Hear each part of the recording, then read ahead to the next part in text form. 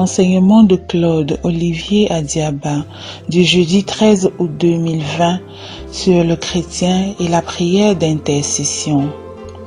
Notre Seigneur Jésus-Christ nous a enseigné à prier avec la prière du Notre Père, mais surtout, il nous a appris à répondre à l'appel de Dieu, à vivre de sa présence et à entrer dans une véritable relation avec lui.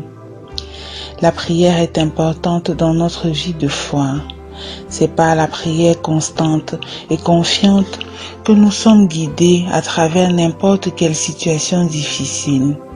Nous voyons et expérimentons l'action agissante de Dieu dans notre vie et dans la vie de ceux et celles pour lesquels nous prions. La prière d'intercession, c'est tout simplement la prière pour les autres. La figure du médiateur par la prière était courante dans l'Ancien Testament, avec notamment Abraham, Moïse, David, Samuel, Ézéchias, Élie, Jérémie, Ézéchiel et David. Le Nouveau Testament présente Jésus comme l'unique intercesseur en faveur des hommes auprès du Père. Par conséquent, toute prière chrétienne devient une prière d'intercession puisqu'elle est offerte à Dieu par lui. Jésus a détruit la barrière qui nous séparait de Dieu en mourant sur la croix. Grâce à sa médiation, nous pouvons à présent intercéder pour d'autres chrétiens ou pour les perdus et demander à Dieu d'exaucer leurs requêtes selon sa volonté.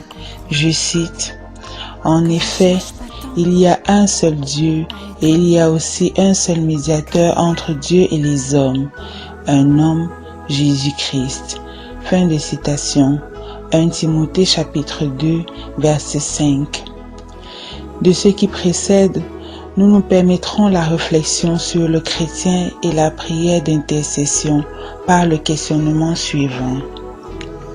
Pourquoi doit-on prier pour les autres? Qu'est-ce qui pourrait constituer des obstacles à la prière d'intercession?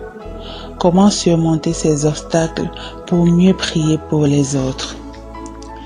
D'entrée de jeu, pourquoi doit-on prier pour les autres? Prier pour les autres est important parce que c'est un commandement du Nouveau Testament. Nous devons prier pour tous les hommes, pour les autorités. Je cite, « Je recommande donc avant tout que l'on fasse des demandes, des prières, des supplications, des actions de grâce pour les hommes, pour les rois et ceux qui détiennent l'autorité, afin que nous menions une vie calme et paisible en toute piété et dignité. » Fin de citation. 1 Timothée chapitre 2, des versets 1 à 2. Nous devons aussi prier pour nos frères et sœurs dans la foi. Je cite, « Que l'Esprit suscite votre prière sous toutes ses formes, vos requêtes en toutes circonstances. Employez vos veilles à une infatigable intercession pour tous les saints. » Fin de citation. Éphésiens chapitre 6, verset 18. La prière pour les autres nous permet de porter notre attention vers les besoins de ceux qui nous entourent. Il est écrit, je cite, « Portez les fardeaux les uns des autres. Accomplissez ainsi la loi du Christ. » Fin de citation. Galates chapitre 6, verset 2.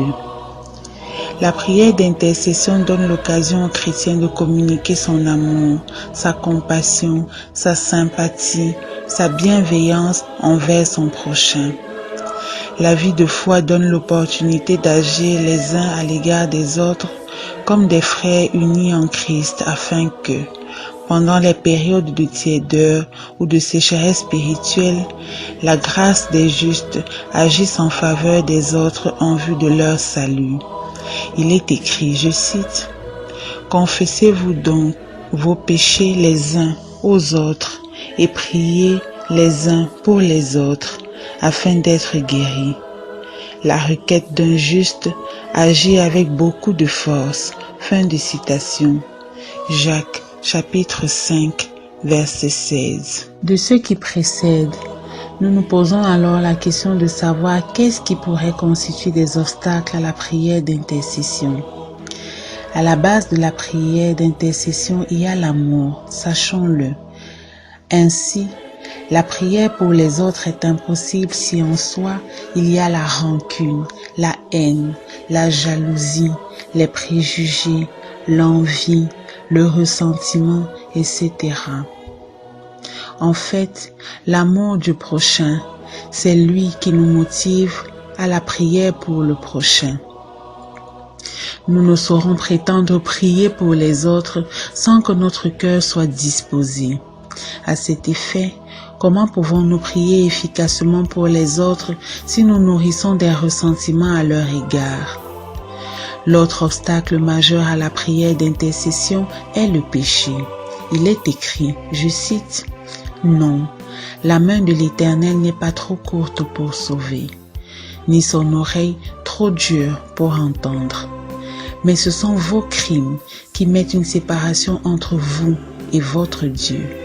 Ce sont vos péchés qui vous cachent sa face et l'empêchent de vous écouter. » Fin de citation.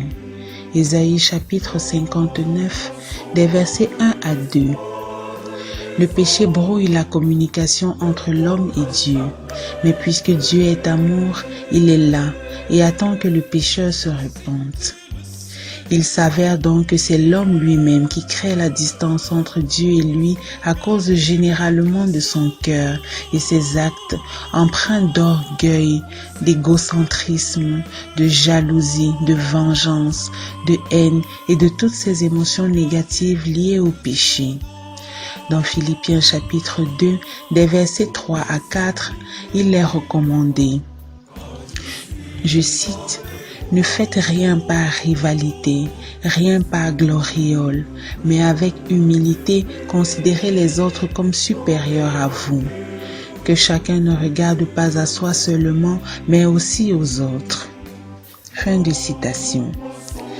Alors, comment surmonter ces obstacles pour mieux prier pour les autres? Il serait toujours important pour le chrétien de faire son examen de conscience en toute honnêteté afin de déceler les raisons pour lesquelles il ne parvient pas à prier pour son prochain. Par ailleurs, il lui revient d'éviter de penser que la prière d'intercession serait un privilège réservé à une élite chrétienne. Pourtant, c'est un devoir du croyant qui témoigne de son amour envers son prochain. Il est écrit, je cite, « En ce qui me concerne, il serait abominable de pécher contre le Seigneur en cessant d'intercéder en votre faveur. » Fin de citation.